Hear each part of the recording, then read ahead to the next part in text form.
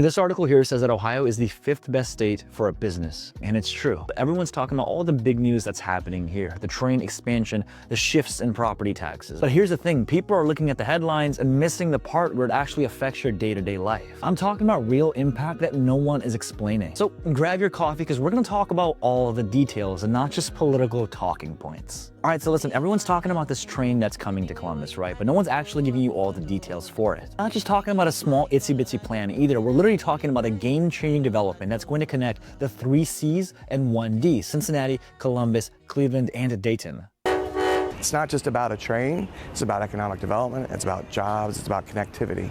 In 2021, the federal government announced its biggest investment in passenger rail ever, $66 billion. Let's say you want to go to Columbus to Cleveland without driving. You're either taking a Greyhound or catching a flight to Detroit and coming back. Once the 3 C's plus D gets taken care of, you'll actually be able to make day trips happen there. You'll be able to live in Cleveland and work in Columbus and make vice versa of that. Also talking about going to Cincinnati without having to wait 3 hours in I-71 traffic. But here's the kicker. This isn't just for Columbus residents. It's going to be bringing Columbus residents in a way that it's never happened before. We already have clients in Cleveland that are calling us and saying, hey, listen, I've heard about this expansion that's going to be happening here. It's time that we start looking at some neighborhoods in Columbus. They're already thinking ahead, and it's not just people in Ohio, it's people all across the nation that will be moving here as well. And let's be real about the timeline too. You and I, we both know that 7 to 8 years for the government means 10 to 12 years realistically. And this has been a discussion for many years. I think it will continue to be as we see more and more people move to this area. When I look through our archives, do you know how many times I found you reading a story about this? A lot. And many of our peers? A lot.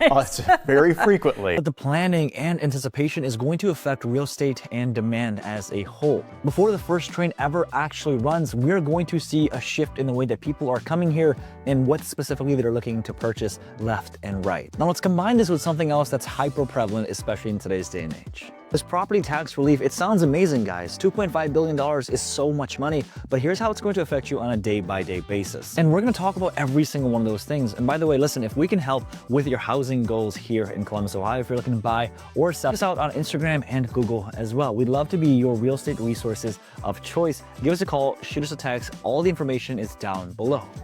Here's one big thing about this that no one has mentioned. The relief is directly tied to school districts that are sitting on unused cash. If you're living in a district where they're hoarding cash left and right, yeah, then you're definitely gonna see some relief in the next few years. However, if you're living in a district that's already spent all their money, then there's not gonna be that big of a difference whatsoever. Here's the one thing that no one is talking about. This is going to create winners and losers. Places like Upper Arlington, they have a lot more money in reserves. Well, the people living in Upper Arlington are going to see a lot more relief. Whereas other neighboring districts, they've spent all their money, whether by force or by free will. The people that are living in those districts, they're not gonna see that big of a difference whatsoever. Already have people in Columbus starting to give me a call and say, hey, listen, let's start looking at the areas where they actually have some money to spend, because that's where we're gonna see the best property tax relief. Someone actually told me if I could save over $2,000 just by living in Worthington over Westerville, then that's gonna change my entire buying process. And the other shoe has to drop as well. You know this, but if property taxes are lower in one specific area, where do you think demand is going to be? You know what I mean? People are going to be looking at that area because, well, the property taxes there are significantly lower. And talking about taxes, we got something else to add as well, the flat tax. I did a post on this a few days ago on my Instagram. I'm gonna put that video right here. It got over 190, I think 200,000 views at this point, with every single person having an opinion on it. Let's talk about why this is a good thing and also maybe a bad thing. Ohio's new $60 billion budget includes a shift to a 2.75% flat income tax on earnings over $26,050. Fully in effect by 2026. The goal is to replace Ohio's tiered tax system with one rate for most earners. Listen, it might sound boring, but I'll be honest with you, it's going to be huge for small businesses. And I'm not just talking about existing businesses as well. I'm talking about attracting entrepreneurs that completely turned off Ohio, but now they're looking back at it. And you're looking at surrounding states. Ohio's 2.75% flat rate is going to be so competitive in ways that we have not seen before. Indiana, it's a 3.23. Michigan's got a 4.25, and Pennsylvania is sitting at 3.07. Suddenly, Ohio looks like the smart play and the smart business play when you're just factoring all the numbers. Now listen, there's definitely some subsidiaries to this as well. And also there's other notions that we have to play. There's definitely different marketplaces and market demands specifically for the idiosyncratic business model. That's not, I mean, we understand this. What I'm saying is take all that outside and we just look at the numbers as a whole. What are we gonna see? We're gonna see that Ohio has the lowest out of all of these. And it kind of makes sense why all these multi-billion-dollar companies are coming here left and right. And the other thing that no one is talking about is how Ohio has suddenly become super attractive, kind of like me, has become super attractive to freelancers and remote workers. We're talking about places like New York and California. They're gonna be driving up a lot of individuals here. And again, with our goal of becoming the bank, which we'll talk about in just a second because we actually created another bank in Ohio. We'll talk about that.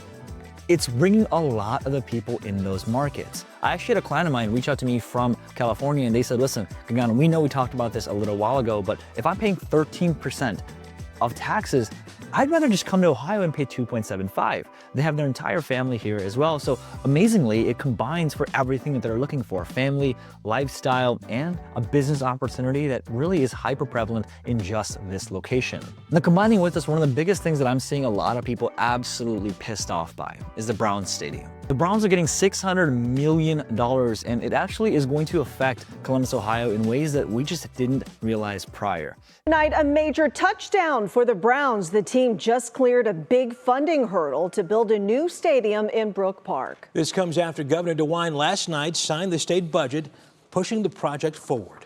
And listen, this is a sore topic for sure, because a lot of people are just absolutely upset. Why are they getting this money? What's going to happen? Well, let's discuss all these things and then we'll look at the cons in a second, because there's actually a lot of things that we have to understand from infrastructural standpoint to traffic congestion and so much more. Combine this with the fact that infrastructure hasn't kept up with the demand. And so let's talk about that just a second. So $600 million, what does that mean?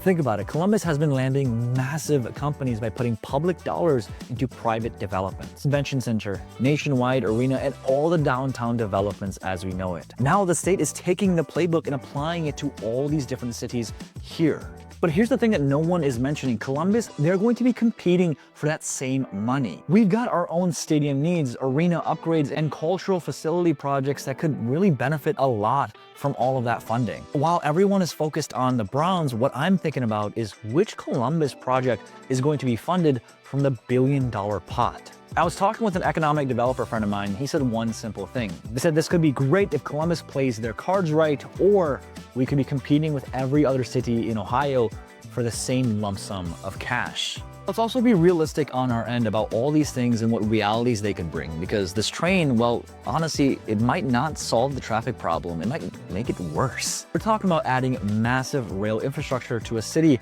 that's already construction dense, with construction related projects absolutely being disastrous and people here complaining about all the things that are happening left and right. Think about what happened when they rebuilt 270.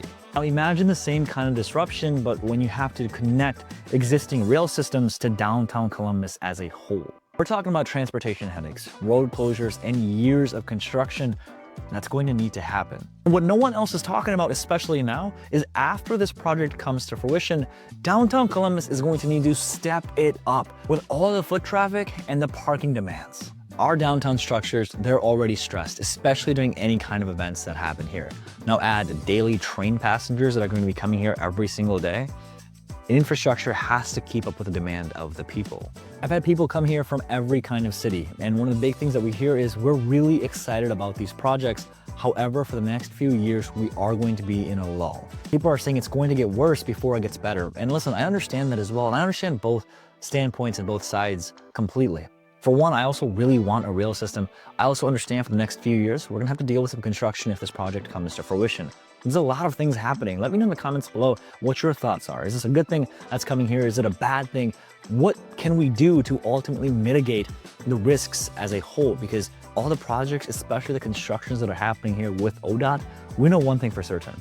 There's a lot of traffic that's coming here. I remember coming to Columbus in 2013 with my family and my friends, and some of these roads only had 2 to 3 lanes. Now we're looking at 4 to 5.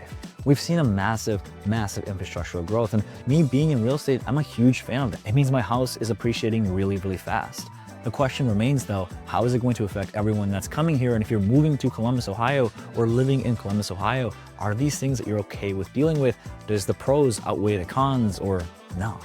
Let's talk about the other thing as well, which is the property tax relief, because one of the big key components that I think everyone is missing is this notion right here. You're tying tax relief to unused cash. You're essentially incentivizing that school district to hoard all that cash instead of putting it in infrastructure. Think about it. If your budget is directly responsible for how much money people are saving, what incentivization do you have for being fiscal and smart with the money?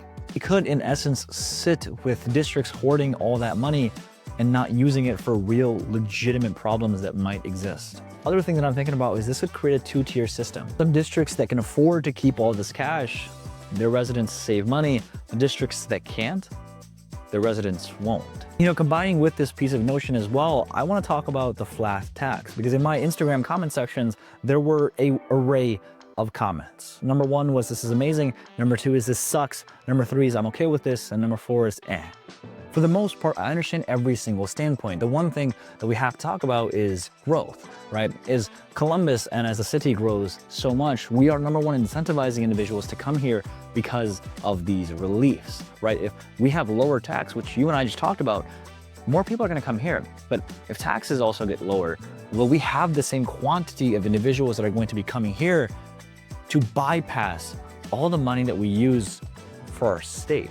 We're talking about needing billions for rail infrastructure, road improvements, broadband expansion, and all the other stuff that makes a state competitive. But we're also cutting the income tax rate and providing property tax relief. The money has to come from somewhere. Talk about, in essence, functionality and what that bottom line actually looks like. Now listen, I'm just a realtor. That's it, right? There's people that are far more intelligent than myself that have taken all of this into account and said, hey, listen, this is the next step.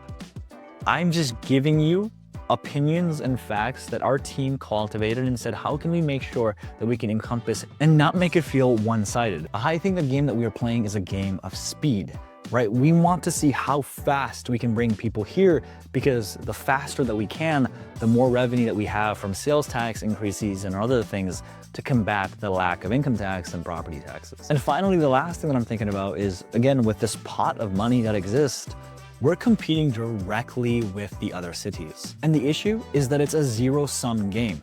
Cleveland has to lose for Columbus to win. Columbus has to lose for Cleveland to win. If they're getting $600 million from a multi-billion-dollar pot, the billion-dollar pot, albeit it is very, very large, it's not never ending. And Cincinnati just suddenly becomes accessible by rail. Businesses that were going to come to Columbus, now they have other options to take a look at. A zero-sum game, in essence, means I need to win, and for that, you must lose. For my life and for the life of our teammates, we want to play not a zero-sum game. I want to play a game where every single person can win. But here, people are talking about how this, well, it's going to create a massive, massive competitive, what's the word I want to use? Sequence, event, amongst all the cities. The real kicker is we're racing to the bottom. Other states, they're definitely watching Ohio, right? Indiana, Michigan. If we bring all of these individuals here because our rate is lower, what do you think they're going to do? They're going to emulate the exact same thing, which ultimately is a game to the bottom. Now, here's the thing. I love this. I know a lot of business owners love this as well. But I'm also thinking about everyone and how this can affect everyone. Let me know your thoughts in the comments below as well. What do you think about these? Are these good changes or bad changes? Train, property taxes, billions of dollars in tax relief. There's so much happening here in Central Ohio and all of Columbus as a whole that I'm super duper excited about and super excited to see what all projects bring to fruition. One of the things that I talked about prior was we're looking to build our own bank. Talking about a national chartered bank that's coming here. It's going to be focused on AI, crypto, defense, and manufacturing companies, startups and VC firms, and stablecoins and digital finance infrastructure as we know it. Columbus could be America's next fintech, filling the gaping hole that Silicon Valley left in 2023. Approved, Ybor could be the third newest bank launched in Central Ohio. So why do I bring this up as the final component? Funding, money. We're going to be needing a lot of money. Especially if businesses come here, they're going to be needing money. And with the recent rise in crypto and really the stabilization of Bitcoin as we know it, I'm excited to see how all this comes to fruition. And eventually, this is my opinion, I think we'll be able to buy homes with coins. We've already been, there's some locations that you already can do this with crypto. Imagine the housing boom and the infrastructure that's going to be happening here when you can do this more successfully. Maybe you already can. Put in the comments below if you can. I'm excited to see how all of this comes to fruition, especially as a real estate agent. And listen, if you're excited about coming to Columbus now and you're ready and pumped up, I have a playlist right here that you can watch so you can learn all the things about coming here. Watch it and I'll see you soon. Peace.